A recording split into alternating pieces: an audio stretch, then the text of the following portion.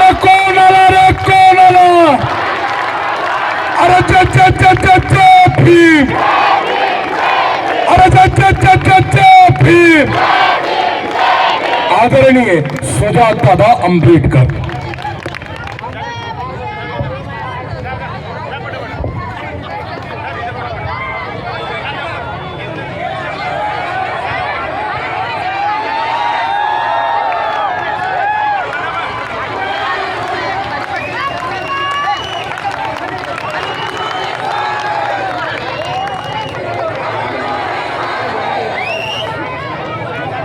सुरू करण्याआधी समतेचे विचार रुजवणाऱ्या सर्व महामानवांना त्रिवार अभिवादन करतो आणि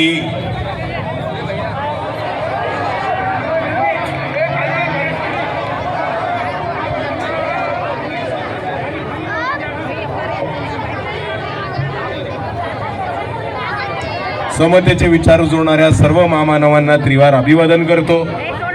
मंचावरती उपस्थित वंचित बहुजन आघाडी, शिवसेना उभाटा गट, काँग्रेसचे तमाम उमेदवार, नेते मंडळी, जिल्हाध्यक्ष, कार्यकर्ते, पदाधिकारी, तसेच इथे उपस्थित माझ्या माता भगिनी, वडीलधारी मंडळी आणि या चळवळीतल्या तमाम साथीदारांना माझा जय जिजाऊ, जय शिवराय, जय ज्योती, जय क्रांती, जय लहूजी, जय मल्हार, अस्सलाम वालेकुम रहमतुल्लाहि बरकातू आणि क्रांतिकारी जय भीम.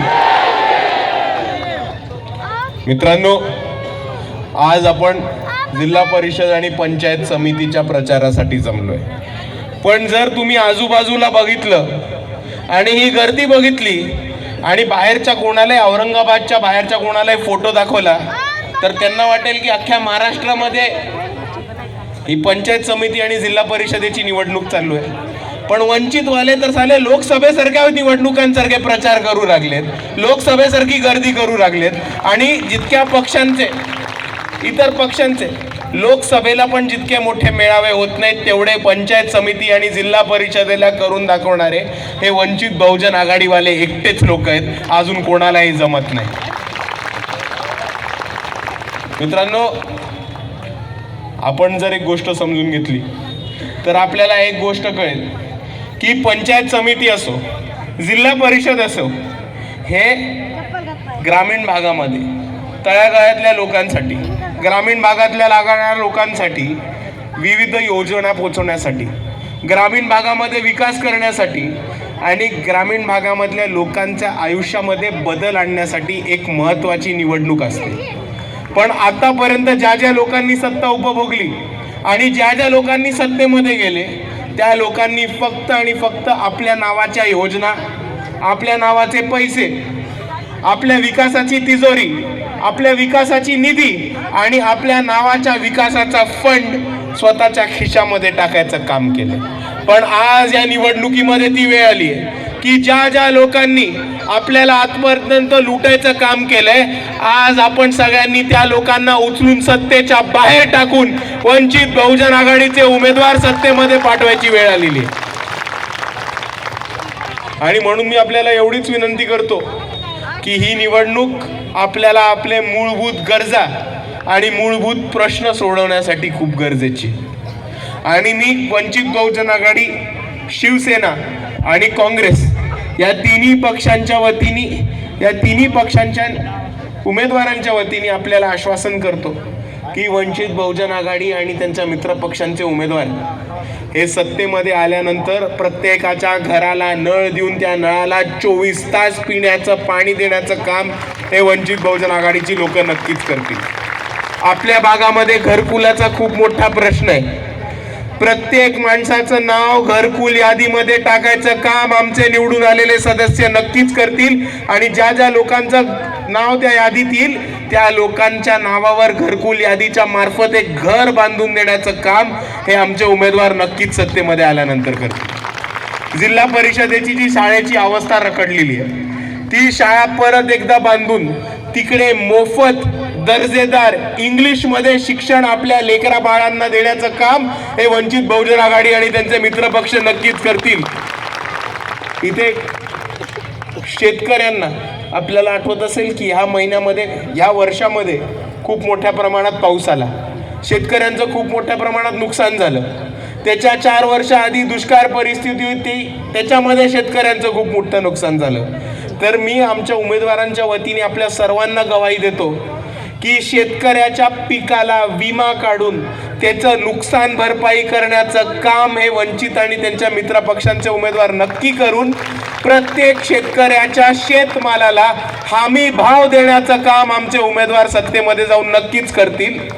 आणि त्याचबरोबर प्रत्येक घराला इलेक्ट्रिसिटीचं मीटर जोडून ते मीटर तुमच्या स्वतःच्या नावावरती करण्याचं काम हे वंचित बहुजन आघाडी आणि त्याचे मित्रपक्ष नक्कीच करतील. मित्रांनो, आपण एक गोष्ट समजून घ्या की ही स्थानिक स्वराज्य संस्थेची निवडणूक आहे. ह्याच्यामध्ये शिक्षण, आरोग्य, रस्ते, नाल्या, पाणी, शेतकऱ्यांचे प्रश्न हे सगळे सोडवायचे निवडणूक आहे. पण इकडे आपल्या विरुद्ध भाजप आणि त्यांचे मित्रपक्ष, आणि भाजप आणि त्यांचे मित्रपक्ष निवडणुकीमध्ये एकच गोष्ट करतात, एकच स्ट्रॅटेजी वापरतात. एकच स्ट्रॅटेजी वापरतात, ते म्हणजे की निवडणूक आली की धर्माच्या नावावर आणि जातीच्या नावावर लोकांना विभाजनाचा प्रयत्न करतात. निवडणूक आली की बरोबर येऊन तुम्हाला विचारतात, तुम्हाला हिंदू उमेदवार हवा का मुसलमान उमेदवार हवा, तुम्हाला खालच्या जातीचा उमेदवार हवा का तुम्हाला वरच्या जातीचा उमेदवार हवा, तुम्हाला अगरबत्ती पाहिजे का मेणबत्ती पाहिजे. दर निवडणुकीमध्ये हा प्रचार करतो. आणि जर या निवडणुकीमध्ये कोणताही भाजपवाला आपल्याला येऊन म्हटला की तुला हिंदू पाहिजे का मुसलमान पाहिजे, तुम्ही त्याला ठामपणे म्हणा, मला माझ्या मुलासाठी शिक्षण पाहिजे.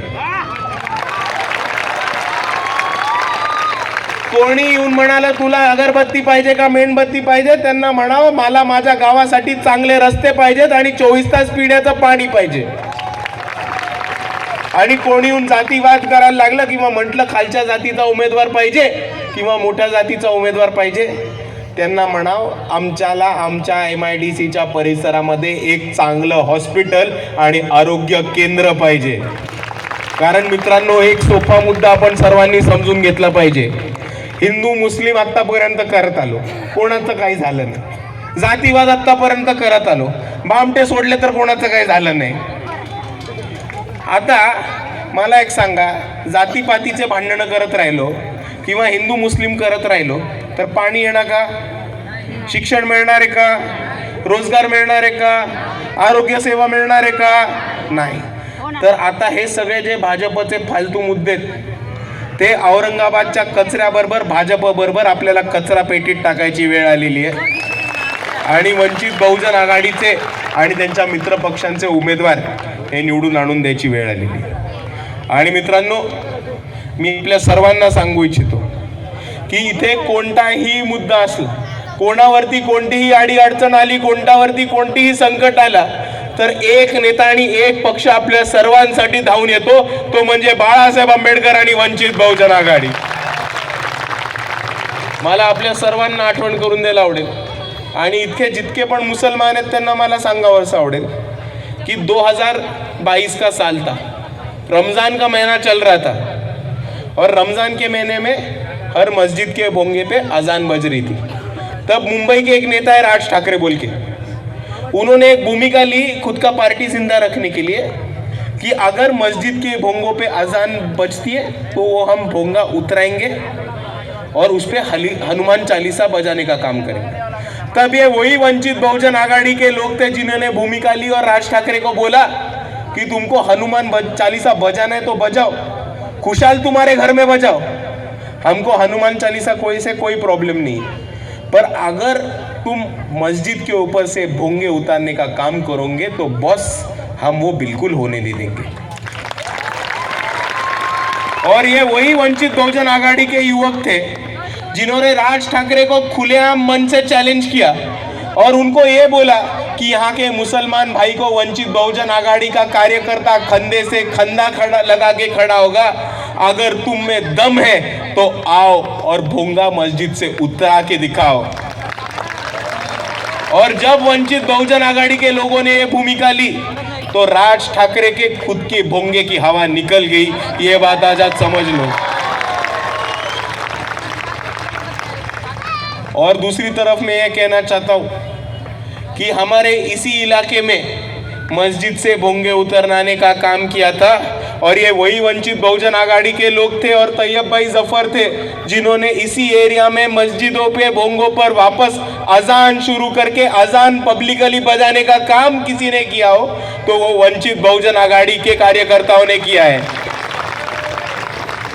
और दूसरी चीज मैं आप सभी को बताना चाहता हूँ कि आज यहाँ पे बहुत सारे लोग जुड़े हुए मौजूद हैं जो सोमनाथ सूर्यवंशी के आंदोलन में हाजीर थे आणि मी आपल्या सर्वांना एकच गोष्ट सांगू इच्छितो की आपल्या सर्वांना माहिती आहे सोमनाथ सूर्यवंशींबरोबर काय झालं आणि ते कशा प्रकारे झालं। पण मला एक गोष्ट सांगायची आहे की सोमनाथ सूर्यवंशींचा मारहाणीमध्ये पोलीसच्या कोठडीमध्ये जीव गेला, पोलीस कस्टडीमध्ये सोमनाथ सूर्यवंशींचा मारहाणीमध्ये जीव गेला आणि मग ते महाराष्ट्राचे मुख्यमंत्री देवेंद्र फडणवीस होते जे महाराष्ट्राच्या सभागृहामध्ये जाऊन अख्ख्या महाराष्ट्राला खोटं बोलले की सोमनाथ सूर्यवंशींना दम्याचा त्रास होता, त्यांना कार्डियक अरेस्ट आला म्हणून सोमनाथ सूर्यवंशी गेले। पण हेच ते